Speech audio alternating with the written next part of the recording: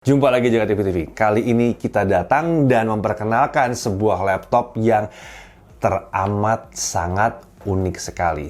Karena salah satu fitur andalannya dia, itu bisa membuatnya kebal dari virus. Dan bahkan dia punya fitur yang membuat kalian tidak bisa ngintip laptop yang satu ini dari sudut-sudut tertentu.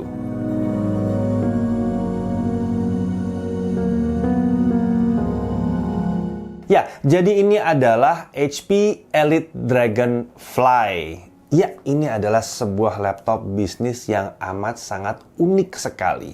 Oke, kalian pasti akan menjerit di mana harganya. Ya, memang harganya tidak akan murah, di kisaran 30-an juta rupiah.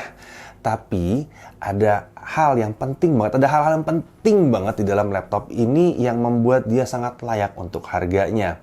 Jadi laptop ini seakan-akan dibangun dari dasar untuk kepentingan bisnis, untuk kepentingan privasi, untuk kepentingan keamanan bisnis itu sendiri. Jadi ya 30-an juta nggak ada apa-apanya ya kalau untuk menjaga sebuah bisnis tentunya gitu ya, atau menjaga sebuah privasi yang luar biasa mahal tentunya ya. Oke, kita mulai dari awal aja karena ini tidak akan menjadi sebuah video yang pendek karena fiturnya segudang di dalam laptop yang satu ini. Oke, kita bahas soal spesifikasi. Pertama-tama ada sebuah catatan kecil dulu ya. Perlu diperhatikan bahwa karena ini adalah laptop komersial, laptop untuk kelas bisnis, memang biasanya ini bisa dikonfigurasikan sesuai dengan kebutuhan perusahaan yang memesannya. Ya, jadi yang kita ada di sini ini adalah salah satu contohnya aja, ya. Oke, yang kita pakai di sini masih menggunakan Core i7 8565U atau Whiskey Lake. Tentunya bukan itu masalahnya, bukan itu yang jadi titik utama dari laptop yang satu ini. Ya, ini adalah prosesor 14 nano dengan TDP 15 watt seperti biasa, 4 core 8 thread, base clock 1,8 dengan maksimum throughput di 4,6 GHz dan smart cache 8 MB ya. Nah, laptop ini tentunya bisa dipesan juga dengan pilihan prosesor Intel untuk saat video ini buat pilihan prosesor Intel 8 Gen yang lain ya. Tentunya kedepannya kemungkinan ini akan di-upgrade juga ya ke 10 Gen, semoga ya. Nah, untuk yang kita tes sekarang ini menggunakan RAM 16 GB LPDDR3 2133 MHz. Ini adalah RAM dual channel. Onboard tidak bisa di-upgrade, tapi bisa dipesan dengan ukuran lain. Ya, misalnya 8 GB itu bisa ya, kalau mau yang lebih miring harganya mungkin ya. Untuk storage yang dipakai adalah tipe SSD Intel Optane Memory H10 dengan solid state storage di sini. Ukuran storage-nya adalah 512 GB dengan cache 32 GB. Dan ini juga tersedia mulai dari 128 GB sampai 2 TB SSD. Jadi tergantung perusahaannya mau pesan yang seperti apa konfigurasinya. Sementara untuk sistem grafis ini hanya menggunakan integrated grafis. Lagi-lagi bukan itu poinnya dari laptop yang satu ini. Kita lanjutkan dulu ya. Oke, untuk body form factor-nya adalah convertible atau 2-in-1. Jadi bisa berubah jadi tablet ya. Bisa banget berubah jadi tablet ya. Mau sampai habis gitu. Bisa ya. Ini bisa banget mau berubah-berubah jadi tablet atau mau mode tenda atau segala macam masih bisa gitu ya. Dan untuk material dia menggunakan magnesium alloy. Jadi ini kokoh banget tapi ringan banget ya. Sudah lolos 19 uji military standar. Jadi udah masuk MIL STD 810G yang udah berapa kali kita sebutin juga ya. Seperti misalnya untuk vibration test, dust resistance, humidity test, high temperature, low temperature, dan drop test. Dan untuk drop test ini sudah diuji untuk ketinggian 30 inci atau sekitar 76,2 cm. Jadi jatuh 76,2 cm itu kayak jatuh dari atas meja kurang lebih ya. Gitu ya. Dan ini jatuhnya dari berbagai sudut. Tapi tentunya ini laptop terlalu cantik untuk kita uji banting sekarang juga. Jadi kita percaya aja deh ya. Oke, lalu kemudian untuk enclosure speakernya ini menggunakan ocean bound plastik dengan kadar 5% ya. Jadi ini plastik daur ulang dari sampah yang dibuang ke laut. Jadi ini memang kita tahu akhir-akhir ini sampah yang dibuang ke laut itu yang paling berbahaya untuk kehidupan di laut. Jadi itu yang digunakan oleh HP untuk membangun laptop yang satu ini untuk membantu membersihkan ya. Kemudian untuk desain jelas ini cantik dan elegan banget dan warnanya biru. Terima kasih minjeminnya warna biru. Keren banget ya. Penampilannya tuh nggak kaku. Biasanya kalau kita lihat laptop bisnis itu kayaknya membosankan tampilannya. Yang ini enggak sama sekali membosankan. Sama sekali tidak. Bahkan pertama kali saya lihat, saya kira ini bukan laptop buat komersial. Saya kira ini laptop untuk consumer. Saya kira laptop kelas standar, ternyata bukan ya. Cantik banget soalnya bentuknya. Nah, warna birunya ini namanya adalah Iridescent Dragonfly Blue. Dragonfly itu kan capung ya, saya nggak tahu warna birunya seperti apa ya. Mungkin ya warna capung biru seperti ini ya, tapi yang jelas birunya keren banget, keren banget. Untuk dimensi, panjangnya 30,67 cm, lebar 19,75 cm, dengan ketebalan 1,61 cm. Ya, ini adalah sebuah laptop yang tipis ya. Untuk bobotnya 1,11 kg. Ini yang menggunakan tipe yang menggunakan baterai 4 sel ya. Ini sangat ringan dan kokoh untuk convertible 2-in-1. Dan ini masih bisa dikonfigurasi kalau mau sampai ke 0,99 kg kalau mau menggunakan baterai 2 sel ya. Lagi-lagi tergantung perusahaan yang mau seperti apa ya. Kemudian untuk charger ini juga cukup ringan di 191 gram chargernya. Ini menggunakan braided cable juga, banyak digunakan di HP memang gitu ya. Menggunakan konektor USB Type-C, jadi ini bisa dipakai buat nge-charge handphone juga ya, seperti biasa, bisa. Total bobot yang dibawa untuk yang ini jadi sekitar 1,3 kg. Oke, untuk display ini adalah display touchscreen 13,3 inci. Biasa kan? Iya, ini panel IPS ya. Tapi yang luar biasa adalah ini menggunakan panel HP SureView generasi ketiga ya. Ada yang tahu SureView? Ya, ini SureView itu begini. Jadi kalau misalnya kita lihat ini normal gitu ya, terus kalian melihat ke arah sini ya. Terus saya nggak mau kalian melihat isinya, saya pencet F2 aja. Terus kalian nggak lihat isinya dengan mudah gitu. Itu SureView. SureView yang dulu dia jadi putih. Kalau di Gen 3 ini SureView jadi gelap ya, jadi agak hitam gitu dari jauh ya. Tapi panel ini sendiri adalah panel 72% NTSC atau kurang lebih sekitar 100% sRGB, kurang lebih ya.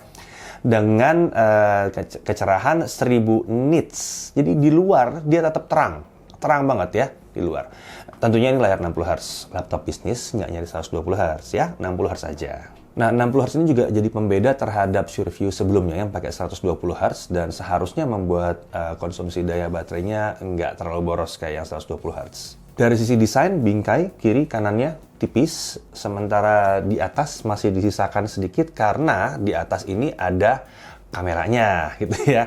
Iya, kamera di atas, jangan di bawah. Ini adalah kamera standar sih 720p 30 fps. Dan desain ini membuat screen to body rasionya mencapai 86%. Cukup cantik, kekinian sekali. Nah, mengingat ini adalah layar sentuh ya oleh HP, ini sudah dilapisi dengan Corning Gorilla Glass 5. Jadi tahan terhadap goresan-goresan halus ya gitu ya.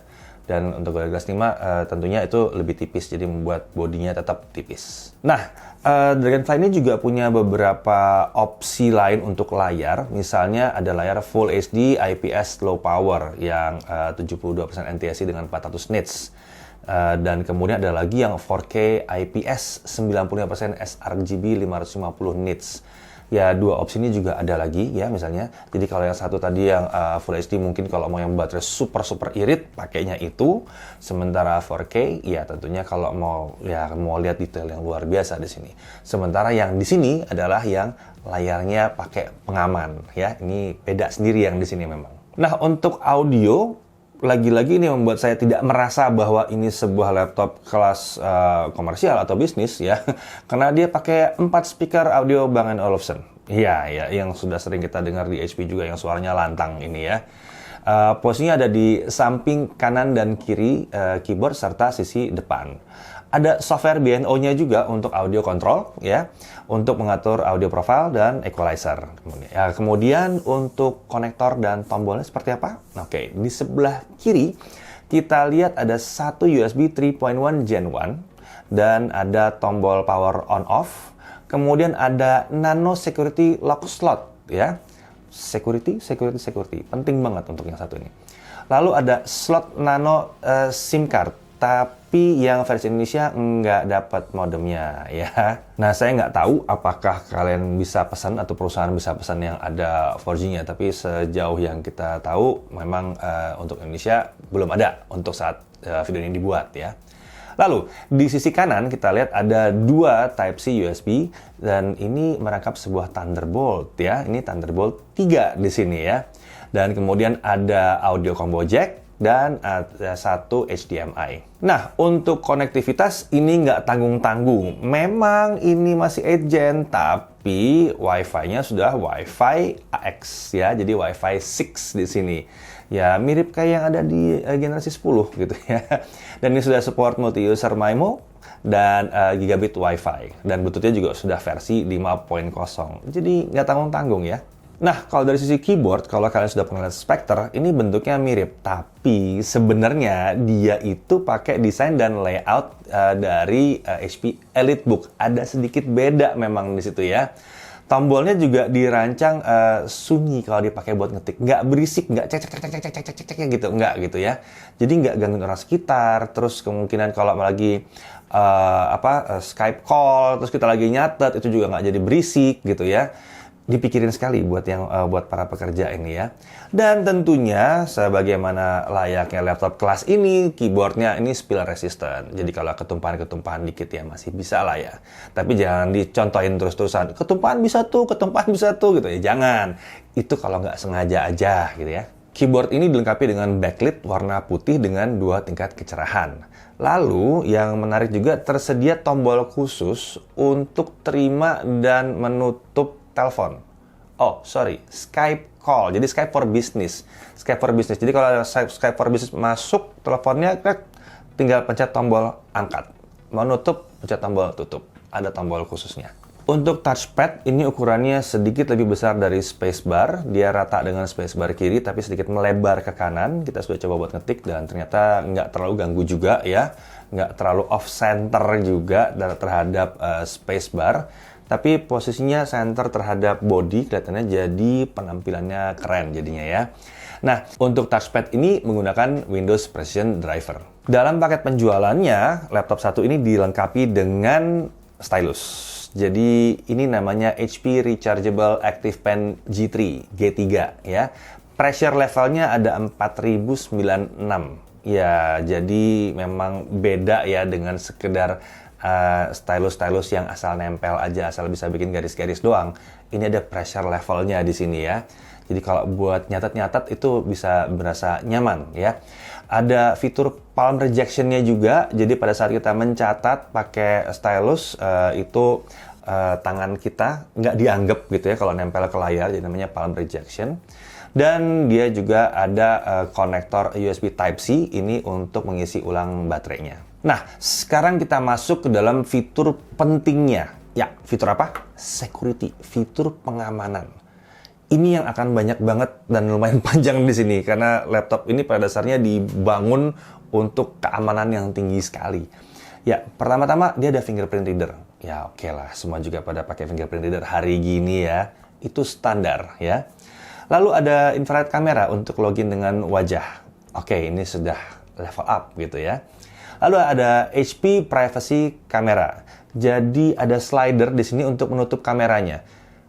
Mekanik ya slidernya. Jadi ditutup, kameranya benar-benar nggak bisa ngerekam apa-apa. Lalu seperti dibahas tadi ada HP SureView Gen 3 yang mencegah pengintip. Jadi kalau kalian mau ngintip, tinggal pencet F2, nggak kelihatan. Tetap kelihatan. Oke, pada saat tidak terlihat begini, kalian mungkin lihatnya gelap. Tapi kalau di lurus, ini masih kelihatan normal, gitu ya. Jadi hanya dari samping dia kelihatannya gelap seperti ini. Nah, kalau dihidupkan lagi, ya bisa lagi dilihat dari luar. Jadi mau dilihat rame-rame bisa, mau dilihat cuma sendirian juga bisa. Bagi saya, jadi hitam begini lebih elegan daripada yang jadi putih sebelumnya, ya. Nah, ini juga menjawab masalah yang kita temukan kalau kita pakai privacy screen yang lama, ya. Jadi misalkan dalam pesawat ya, pesawat tuh kadang-kadang dalam kondisi perjalanan panjang gitu, itu lampu dimatikan semua. Lalu kita mau hidupin privacy screen. Privacy screen yang lama itu akan mengganggu sebelahnya. Kenapa? Karena sebelahnya ngeliat layar putih. Terang sekali, layar putih yang terang sekali. Sementara di sini dalam kondisi gelap yang terlihat adalah layar gelap. Jadi kanan kirinya nggak keganggu. Ya ini jadi tampil lebih elegan. Selain itu, HP SureView Gen 3 juga diklaim menawarkan kualitas tampilan lebih baik dibandingkan Gen 2. Buat saya sih, iya. Lalu kita masuk lagi ke fitur keamanan yang lebih spesifik lagi ya. Ada yang namanya HP Sure Start. Ya, ini memastikan bahwa BIOS laptop tuh nggak diutak-atik oleh program dari luar. Kan bisa ya program itu mengintrusi sampai ke BIOS. Ini nggak bisa. Jadi saat dihidupkan laptop ini, dia akan cek verifikasi BIOS-nya masih normal atau enggak. Kalau ada yang nggak tahu BIOS itu apa yang tampil sebelum Windows. Ya, dia mengatur segala sesuatu di laptop ini walaupun laptop ini tanpa OS. Ya, nah itu biar nggak diutak-atik, dijagain. Jadi pada saat di booting pertama kali, startup pertama kali, dia cek dulu BIOS-nya masih normal atau enggak. Jika terjadi bahwa BIOS-nya itu terdeteksi ada modifikasi atau udah dirusak, laptop otomatis akan melakukan recovery BIOS dari chip BIOS backup. Jadi ada BIOS yang dijagain nggak bakal bisa dirusak, itu akan di-copy ke BIOS yang sudah dirusak oleh virus atau malware atau apapun itu. Jadi startup dijamin aman. Lalu yang berikutnya lagi yang sangat-sangat menarik buat saya adalah HP SureClick. Saya sedikit berharap HP kenapa nggak implementasiin SureClick ke semuanya aja. Nggak tahu ya kenapa. Tapi SureClick ini satu hal yang menarik sekali. Jadi ini proteksi untuk malware, ransomware, virus dengan cara mengisolasi file dan website yang mencurigakan dengan sebuah micro virtual machine. Ya, ada yang tahu VM virtual machine itu seperti ada desktop dalam desktop gitu ya. Jadi seperti ada Windows-nya lagi baru sebetulnya gitu ya, yang terpisah dari Windows yang kita pakai. Jadi ada OS lain gitu ya. Jadi pengguna itu bisa kalau habis download, dia bisa membuka aplikasinya di dalam OS yang berbeda sebetulnya. Kalau ternyata itu masalah, ya tinggal delete, selesai. Nggak akan mengganggu OS atau Windows yang kita sedang pakai. Jadi diisolasi satu tempat sendiri. Ada yang bilang sandboxing atau segala macam. Ya itu pokoknya ya. Jadi seakan-akan dibuka di tempat yang tidak bisa mempengaruhi apa yang kita punya sekarang. Ini luar biasa sekali. Sebetulnya ini praktek yang sudah lama disarankan, tapi tidak sederhana menggunakannya. Di sini jadi sederhana sekali. Jadi file yang di-download akan ditandai nanti. Kalau misalnya memang ini dianggap tidak secure, akan ditandai. Kalau kita buka, dia akan masuk ke dalam yang namanya HP SureClick. Nah, kalau kalian merasa bahwa oke, filenya bener kok, nggak ada masalah, ini bener, nggak ada virusnya, nggak ada ransomware, nggak ada macam-macam, nggak ada malware, ya udah, tinggal klik kanan dan dilepaskan dari SureClick, lalu bisa dipakai normal banget dipakainya gitu ya. Tapi dalam kondisi SureClick pun kita bisa lihat isi filenya dengan mudah. Kita bisa cek gitu ya dengan mudah. Bahkan HP juga menyediakan HP SureClick browser. Jadi sebuah browser yang sebetulnya ada dalam VM yang berbeda. Jadi virtual machine yang berbeda. Jadi kita browsing di situ jauh lebih aman. Jadi kalau kalian kira-kira mau browsing ke tempat yang nggak aman, pakai browser yang itu ya. Nggak gitu maksudnya. Tapi nggak apa-apa. Ya, pokoknya yang jelas kalau pakai browser itu aman. Jadi misalnya ada link ini, coba deh buka link ini, dicek. Nggak yakin gitu. Buka pakai HP SureClick. Jadi virusnya atau apapun yang bisa ditebarkan di situ nggak akan masuk ke Windows-nya kita. Aman kan? Luar biasa emang laptop satu ini. Oke, HP juga melengkapi dengan HP SureSense. Jadi dia juga punya proteksi day zero terhadap malware gitu ya. Jadi HP SureSense menggunakan algoritma deep learning pada di server jadi ya, untuk mengenali malware jenis paling baru sekalipun gitu ya. Ya jadi kalau ada software yang kira-kira gerak-geriknya seperti malware akan ketahuan di sini. Nah tentunya nggak hanya laptopnya yang harus sehat, yang make juga harus sehat ya hari gini ya. Nah makanya di HP ada yang namanya HP Workwell. Ini sekarang fungsinya adalah mengamankan kesehatan pekerjanya, penggunanya, pemiliknya justru ya. Ada sebuah aplikasi yang memberikan notifikasi pada tenggang waktu tertentu untuk berhenti bekerja dan melakukan stretching, peregangan gitu ya. Misalnya udah ngetik kelamaan, wah dia tahu nih, kita udah ngetik lama banget nih, stop ya, stretching dulu gitu. Dan uniknya bahkan aplikasi ini ada video panduannya gimana cara melakukan peregangan untuk bagian leher, untuk bagian bahu, pergelangan tangan, telapak tangan, dada, dan bahkan kaki ya. Jadi ya apa ya, orangnya juga harus sehat dong gitu ya. Aplikasi ini juga akan menilai sebaik apa rasio pemakaian laptop dan dibandingkan dengan waktu istirahat kalian. Sangat menarik sekali laptop yang satu ini ya. Memikirkan penggunanya sekali. Oke, dengan segudang fitur itu masih mesti dites performance-nya. Oh ya, sudah kita tes ya performance ya, nggak apa-apa ya. Kita tes aja performance-nya. Seperti biasa kita menggunakan Cinebench R15 20 kali loop. Dengan Cinebench ini kita bisa lihat konsistensi performanya. Ya, kalau pertama kali kita jalankan, kita lihat skornya ada di 582. 538 lalu mulai pelan-pelan turun ke 480 dan dia konsisten di sekitar 460-an sampai 470. Skor yang masih lumayan oke walaupun memang bukan skor yang fantastis. Nah, skor semacam ini kelihatannya sepertinya si HP sedang berusaha untuk menjaga supaya laptopnya suhunya serendah mungkin. Nanti kita lihat di pengujian suhu ya. Kemudian kita lihat dulu kalau kita menggunakan baterai kurang lebih seperti apa. Saat kita menggunakan Windows Power Mode di Better Performance, ya, kita akan melihat skor di 392 sampai 339 kurang lebih ya, 390 sampai 340 lah kurang lebih sekitar segitu. Wah, skor yang oke, tapi mungkin akan lebih bagus dengan Best Performance. Nah, lalu kita switch ke Best Performance dan kita dapat skor 484 dan dia seiring dengan berulang kita looping, dia turun ke kisaran 460-an. Ini menunjukkan bahwa ini lebih mirip ke skor dalam kondisi tercolok ke listrik yang tadi. Oke, lalu performance lainnya gimana? Ya, kita coba untuk content creation misalnya ya. Ini agak sadis sebetulnya ya. Kita coba pakai Adobe Premiere CC. Kita coba exporting video yang udah pernah kita lakukan berulang kali. Video yang sama, source videonya adalah video 2 menit 7 detik 4K 60 fps. Editingnya ada color correction, ada video layering segala macam. Lalu kita ekspor ke YouTube 4K 60 fps ya. Dan dengan render software only atau CPU only kita dapat sekitar 35 menit 19 detik waktu yang digunakan ya. Kemudian menggunakan GPU acceleration, menggunakan integrated graphics-nya, ini turun jadi 23 menit 44 detik. Kita melihat peningkatan yang lumayan di sini ya. Tapi ingat dia punya Thunderbolt ya, dia punya port Thunderbolt. Jadi kita bisa memanfaatkan eksternal GPU kalau dibutuhkan. Apa yang terjadi? Kalau pakai prosesor doang 35 menit, pakai integrated graphics kita dapat 23 menit mengerjakan source video 2 menitan ini. Begitu kita pakai external graphics yang kita isi dengan RTX 2080 Super, ya, kita dapat waktu hanya 4 menit 20 detik. Ya, turun drastis sekali. Ya, jadi laptop ini siap upgrade pakai external graphics kalau memang dibutuhkan.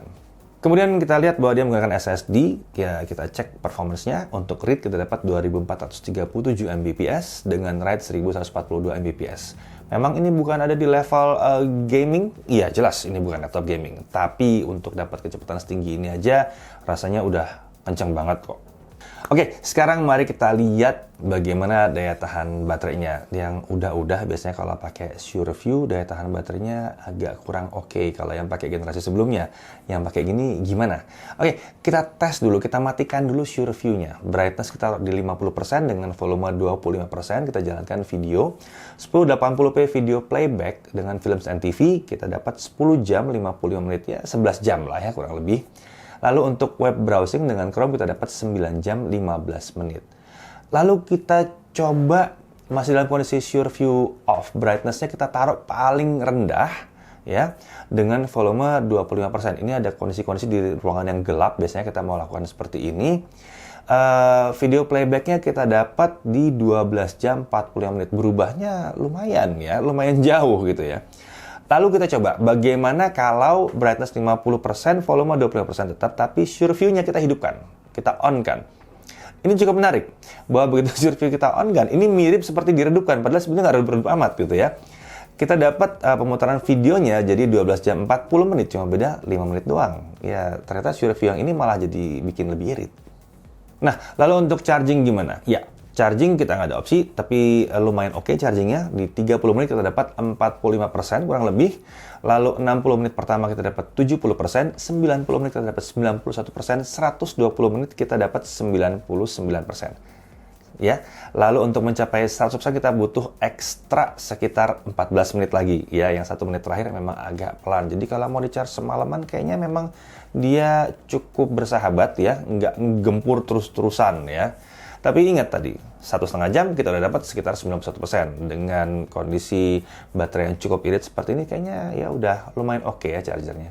Nah, sekarang mari kita bahas mengenai suhu. Ya, kita balik lagi ke tadi pengujian yang Cinebench R15 Loop tadi yang kita lihat tadi, yang kita tadi bilang kan kayaknya mungkin ini menjaga suhu. Kita hanya melihat memang sesaat doang suhu prosesornya naik ke 85 derajat Celcius. Yang sebetulnya sih masih cuman oke ya gitu. Tapi pada saat dia stabil, suhunya tuh cuma sekitar 68 sampai 71 derajat Celcius. Benar, ternyata terbukti bahwa memang laptop ini mementingkan suhu yang lebih rendah. Jadi stabil itu jauh lebih penting buat laptop yang satu ini. Lalu mari kita lihat bagaimana suhu permukaannya laptop yang satu ini ya. Titik paling panas itu ada di daerah sebelah atas keyboard dan area keyboard sebelah kanan. Ini terjadi pada saat kita geber dengan software Cinebench tadi. Jadi memang kondisi paling nggak masuk di akal karena Cinebench tadi kan software rendering 3D ya. Suhu di daerah itu tadi tuh suhunya sekitar 44-47 derajat Celcius. Sementara area keyboard yang lain suhunya ada di bawah 40 derajat Celcius. Bahkan di palm rest itu di bagian tangan kita menapak itu di bawah 37 derajat Celcius. Sementara itu untuk skenario pekerjaan yang lain yang normal sehari-hari bukan yang ajaib kayak Cinebench tadi, ya nggak pernah nyampe 40 derajat Celcius. Adem aja di sini ya. Oke, kita masuk ke harga. Seperti kita bahas di awal, harganya ini bisa sangat bervariasi sekali tergantung kebutuhan dari perusahaan yang memesannya ya. Tapi sekarang ini sebetulnya tersedia satu versi yang dijual bebas. Kalau versi ini nih nggak bebas nih sebetulnya, ini mesti dipesan kalau versi yang satu ini ya. Nah, versi yang dijual bebas itu yang menggunakan Core i7-8565U, RAM 16GB, SSD 1 TB gitu ya, layar Full HD, dan Full HD low power, jadi tentunya ini yang irit baterai ya. Baterainya 4 sel 56H, sama dengan yang di sini, dengan harga 34.999.000. Kita sebenarnya penasaran dengan versi yang bebas ini ya, karena harusnya kalau ini aja baterainya bisa 12 jam lebih, yang itu harusnya bisa lebih lagi. 14, 15, 16 jam? Nah, karena ini adalah sebuah laptop yang ditujukan untuk bisnis, garansinya pun memang unik ya. Jadi standar garansinya adalah 3 tahun. Ini untuk spare part service dan bahkan untuk on-site service. 3 tahun ya, standarnya ini. Nah, bahkan perusahaan-perusahaan bisa mengupgrade standar ini sampai dengan 5 tahun garansi. Ya, luar biasa. Untuk baterai garansinya 3 tahun dan ini kalau baterai rusak diganti dengan baterai yang baru. Ya, kemudian ada layanan antar jemput untuk servis di 300 kota dan ada layanan express repair di service center. Jadi laptop yang satu ini emang bukan laptop sembarangan ya, dijagain dari segala sisi. Oke, jadi kita lihat poin-poin menariknya. Ya mungkin poin yang kurang menarik buat kalian ya adalah harga, tapi sebetulnya itu semua terbayar dengan poin-poin yang menarik di sini ya. Harga yang sekitar 34.999.000 yang untuk versi ini ya, tidak pakai screen seperti ini, itu sebetulnya jadi masuk di akal sekali kalau melihat bahwa sistem proteksi di dalamnya ini luar biasa banget seperti yang kita bahas tadi ya. Mulai dari penampilannya juga cantik, nggak kaku buat laptop bisnis, kemudian sangat ringan sekali sebetulnya ini ya. Materialnya juga bikin dia jadi kokoh banget, udah ada military standard di situ. Fitur keamanan yang tadi dibahas super lengkap, mulai dari fingerprint reader, infrared camera, HP privacy camera, SureView Gen 3 untuk yang ini ada SureView Gen 3-nya, ada HP Sure Start, ada HP Sure Click, ada Sure Sense ya. Saya paling suka tadi Sure Click-nya terutama karena membuat dia jadi kebal dari virus gitu ya. Kemudian suhu prosesornya dijaga rendah, jadi harusnya laptop ini panjang umurnya ya. Teoritis begitu ya. Terus performa saat pakai baterai itu juga bisa dibuat mirip dengan saat tercolok ke listrik gitu. Ini luar biasa, baterainya juga tergolong irit di sini. Kemudian layarnya cocok buat di luar, sudah pakai Wi-Fi 6 juga, jadi kekinian sekali terlepas dari prosesornya 8 Gen. Performanya masih cukup mumpuni sih sebetulnya ya. Lalu ada USB Type A di sini masih yang gede masih ada, dan masih ada HDMI ukuran besar. Itu penting banget buat kalian, banyak yang nyari colokan HDMI yang besar, jadi nggak terlalu banyak konverter. Paling-paling dia akan butuh konverter kalau butuh colokan yang di sub atau VGA gitu ya. Lalu Thunderbolt 3-nya ada 2 biji di sini, jadi ekspansinya luar biasa. Saya membayangkan buat Thunderbolt 3 2 biji dipakai buat apa ya? Misalnya yang satu dipakai buat eksternal GPU, satunya lagi dipakai buat eksternal storage. Wow, luar biasa. Ya, dan garansinya yang luar biasa. Garansi itu bisa panjang banget atau luar biasa panjang banget. Dan tipe garansinya juga bermacam-macam. Ya, sebuah laptop untuk komersial atau untuk kebutuhan bisnis atau untuk kebutuhan yang super serius seperti ini memang tidak bisa dinilai hanya dari prosesornya aja, tapi harus dinilai dari total package-nya, ya. Dan buat kami, EliteBook Dragonfly yang satu ini sangat-sangat menarik sekali. Saya Dedi Irfan, Jagat Review TV.